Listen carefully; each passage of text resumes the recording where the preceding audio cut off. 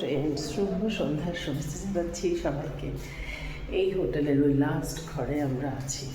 আমি ভাবলাম আজ কোথাও বেরোনো হয়নি, একটু নিচে থেকে ঘুরে আসি। চলে এসেছি লিফটের সামনে, যাবো এখন। একটু গিয়ে নিচে থেকে হাঁটাহাঁটি করে আসি।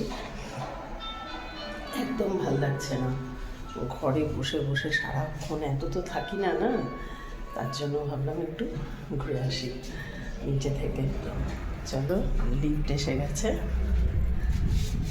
নিচে গিয়ে বাইরেটা একটু হাঁটাহাঁটি করে এলে তাও কিছুটা বেশ সময়টা কাটবে।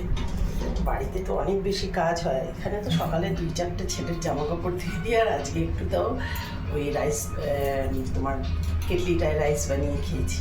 নাহলে তো এমনিতেই বসে বসে আছি।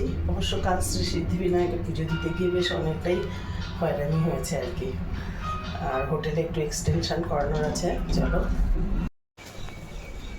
এই হচ্ছে হোটেল থেকে বেরোচ্ছি। হোটেলটা হচ্ছে এটা,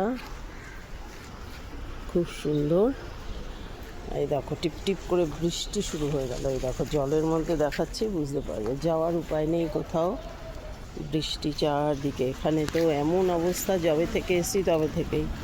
সকালটা ভালো থাকে, বিকেলে বৃষ্টি শুরু হয়ে যায়। ভাবলাম একটু সামনেটায় ঘুরে আসবো, একটু চিপস টিপস কিছু নিয়ে আসি কিনে। বৃষ্টি হচ্ছে, কি করে যাব? মনে হচ্ছে আর যাওয়াই যাবে না।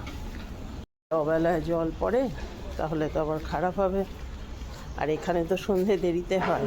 এখন কটা বাজে বলো তো? এখন কিন্তু 7টা বাজতে যাচ্ছে প্রায়। দেখো, আমাদের কলকাতায় তো অন্ধকার হয়ে যায়, এখানে 7টা 10-15 এমন হয়ে যায়, তখন একটু গিয়ে সন্ধ্যা হয়। তো আর যাব না, বৃষ্টি পড়েই যাচ্ছে। দেখো, চশমার কাছে পড়ছে, ফোনে পড়ছে, আর যাওয়া যাবে না। তো রুমেই গিয়ে বসে থাকি। চলো, বাই।